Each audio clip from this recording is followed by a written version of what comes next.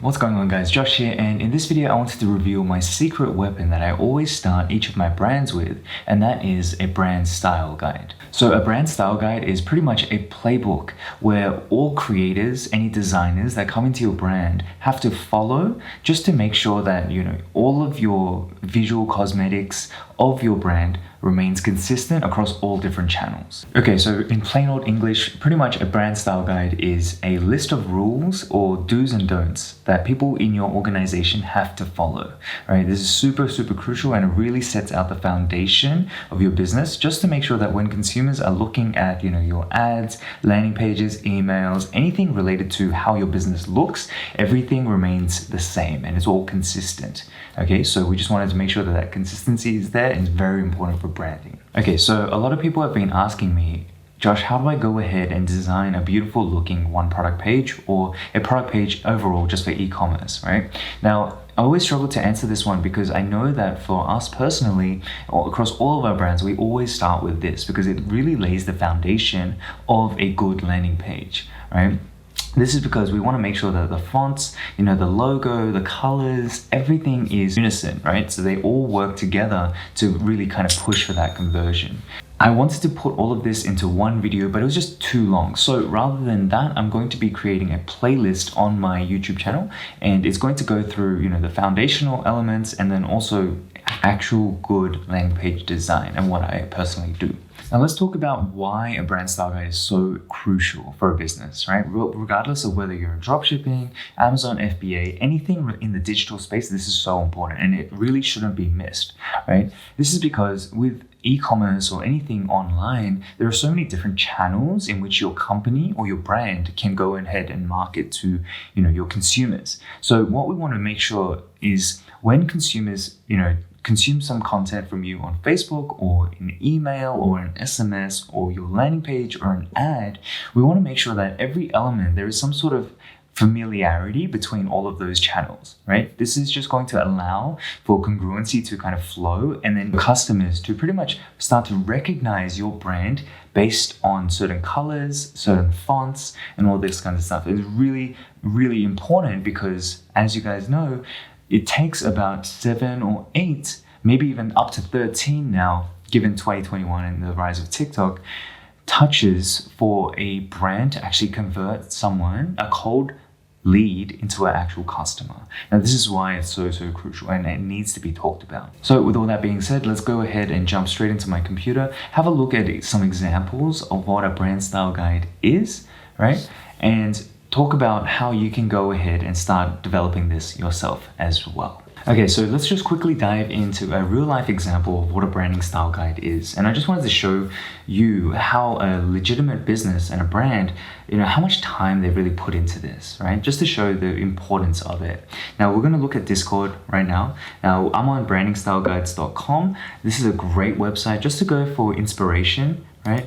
If we go ahead and go to the homepage, there are so many different brands here that you can go ahead and just take inspiration from, right? But let's go ahead and dive into Discord. So Discord right here, their branding style guide is huge. It's 74 pages long. It is absolutely a monster.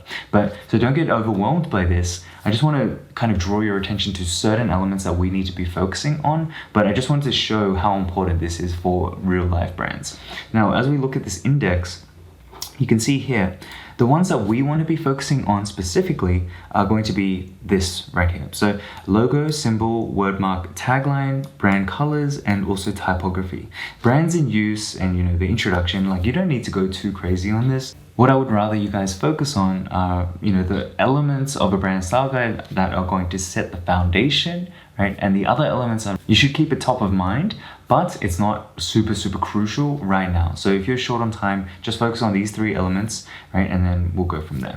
Okay, so the first element of the brand style guide that I want you guys to go ahead and focus on is the logo. So the logo is pretty much the foundation, the center point of your brand, right? So if you guys don't get this right, or if you misuse your logo on ads, landing pages, all that kind of stuff, it kind of really just screws it all up, right? So when you go and have your logo designed, just make sure that they have, acceptable use and unacceptable use of your logo. Now, if your designers don't go ahead and provide that back to you, it's okay. You can determine it yourself as the owner.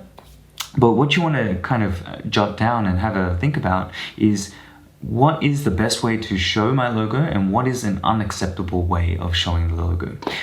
So you can see here, they talk about, how much spacing should there be between the word mark as well as the icon, right? You don't need to go into this much detail. I know it's very, very technical. These guys just do, but nonetheless, I don't worry too much about it because it's the nitty gritty and whatever. Now, the things that are super, super important though is, the placements of the logos, on your emails, on your ads, on your SMS and page, right? Or your landing pages. This is really, really crucial. So you want to make sure that it's always centered, it's not off center, it's not off to the left or off to the right, depending on, how you want it to be portrayed. But you can see here, they pretty much talk about that. So have a think about, all these elements. So for ads, landing pages, emails, SMS, your website, right? Where do you want the logo to be placed? And just make sure that you kind of dictate that in your brand style guide. You can just go ahead and put this on a Word document, right? You don't need to worry too much about it. Now, as we continue through, right, we're going to be able to see a no-go zone for your logo use. And this is really important. You want to make sure that, the colors or the way that your logo is presented is completely congruent across all different media channels. You can see here that by changing the colors, all that kind of stuff, there's a red mark all the way through it, or if it's distorted in some way, like this green one down here, this is just unacceptable, right? So when you guys have, people who are creating ads for you or whatever, it's just very, very crucial to have this, right? Because it's just going to determine, how much free room do they have to move around with your logo. Generally, you want to restrict them quite a lot in terms of your logo usage, because like I said, it is the foundation of your brand. Now, part 2 of a brand style guide that is super crucial, remember as we looked at Discord, is the colors of your brand. Now, one thing I will quickly say is that colors really do represent, different feels, different vibes of your brand. And there is something called color psychology, right? Certain colors, invoke certain emotions in your consumers or your customers. So it's very important to know this, and depending on what kind of vibe you want to give off from your business. Okay, so as you can see here, you can have a look at color psychology on your own. I'm not an expert, I'm not a big design guy, but it is important, right? I do recognize the importance of this. So as you can see here, there's red, pink, orange, purple, blue, yellow, and green, right? And they all represent different things. So for example, one of our brands, right, we use blue, which is success, trust, power, loyalty, security, confidence, and purpose, right? And this is because it's a gifting niche. We want to make sure that our customers, feel that they are confident, comfortable, and they can trust our brand, right? So this is the reason why we chose that one. But have a look at brand psychology the psychology of colors, and kind of have a look at what you're naturally attracted to, what kind of mission you have, what kind of purpose your brand has, and try to kind of piece together which color, right, should be your primary color. Now, really quickly, just talking about colors, if you guys have brands or you just find some colors on the internet that you want to kind of emulate, there is an app that will really kind of help you out. It's called Color Pick Eyedropper, and you can add it to your Chrome. Pretty much how it works, right, is that you can pretty much enable the application, and then you can drag your mouse to anywhere on the page. And let me just show you a quick example of this. So really quickly, you can see here on my computer, the icon looks like this. Once you've added it onto your Chrome, you just click it, right? Color Pick enabled. And as you can see, it kind of has this, this crosshair. Now, what you want to go ahead and do is just hover over the color that you want, right? When you click on it, it's going to show you the hex code, right? And this is the hex code that you can just go ahead and copy, and you can use that as, for, in your color generator or whatever. But I just wanted to really quickly show you that. It's been a really crucial thing that I use every single day, right? And I just hope that it provides some value for you as well. Now, once you've done that and you know exactly what kind of color you want for, as your primary color, I want to introduce this website to you. It's colors with 2 O's. right? Now, this is an awesome app that I found one day. And let's say, for example, right, I wanted to use this red, right? So remember hex codes? If I wanted to use this red as my primary color, like so, I can actually go ahead and lock this in, right? And if I want to go ahead and find different secondary colors, whether for, ads or emails, just having one color is great, but having some like a splash of color is also good, right? It's also advisable. So as you have a look here, I've locked in this red, which is the hex code 890620, right? Now, this is fun, and you can spend hours doing this, but don't spend too much time, all right? So as you've locked it in, and by hitting this lock button right here, you can just go ahead and hit the space bar. Now the space bar is going to go ahead and it's going to throw out all these different colors for you. Now you just need to go ahead and find, okay, what secondary colors are you happy with, right? Let's go ahead and continue through, right?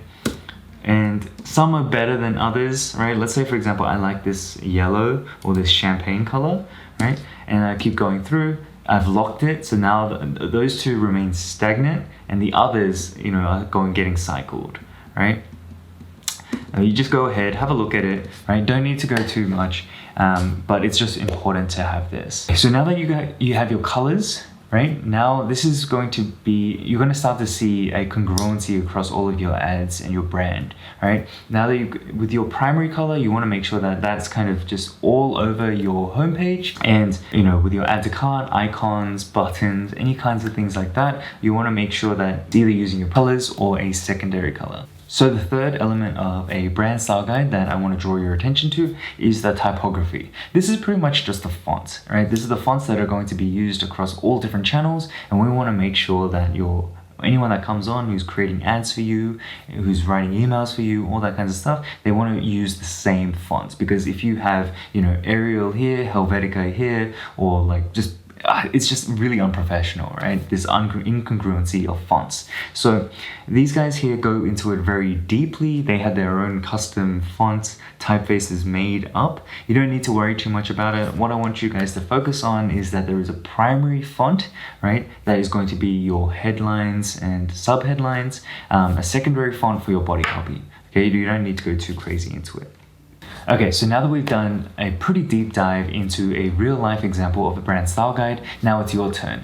All right, so there are two different ways that you can get your own brand style guide. The first way is to just pay for it, right? There are websites like 99 Designs that go ahead and do your logo as well as your brand guide here, but the prices are pretty steep. It starts at like $429. The other alternative though is Fiverr. If you can see here, Fiverr charges anywhere between $30 to $75, maybe even $10, right, for a branding style guide. Now, if you just want something very bare bones, go here, go for the cheaper alternatives, but you kind of pay for what you get, especially when it comes to designers. So make sure you do your proper due diligence, have a look at every single designer here, have a look at the reviews, and make sure you go with someone that you're comfortable with. Now, if you don't have as big of a budget, right, but you still want to utilize this, it is still possible to do it yourself. And I want to go through how you can go ahead and create your own impromptu design style guide just by having it, on a Word document, all that kind of stuff, right? It's a little bit ghetto, but it is what it is. All right, so let's go straight back into it. Now it's about time to kind of put it all together. So just go ahead and create a Google document. I'm not going to give you guys a template because it's really, really simple. Just go ahead and create one, just somewhere that it's safe, right? And then just start to add these elements in. So obviously with your logo, go ahead and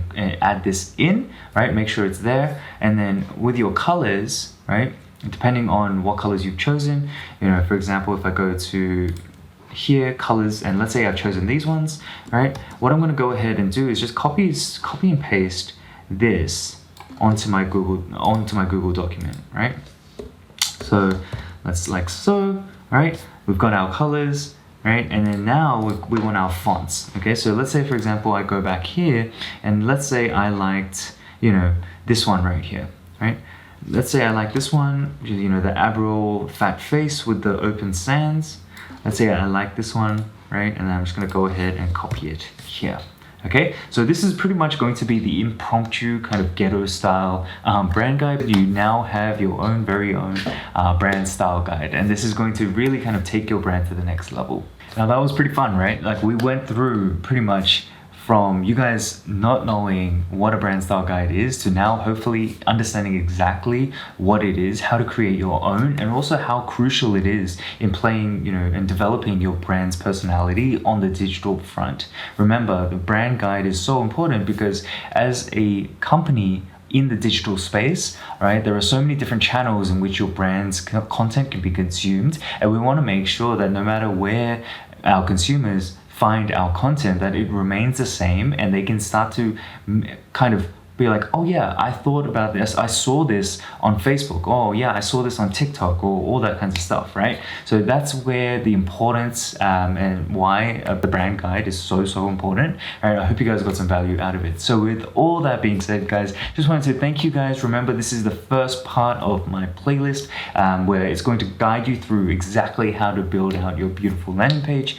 right? So I hope you guys enjoyed this one. Thank you so much for sticking around. Make sure you hit that like button and hit that subscribe button and that notification bell so you know exactly when I'm dropping another video. But just wanted to thank you guys again, stay safe, and I'll catch you guys in another video very soon.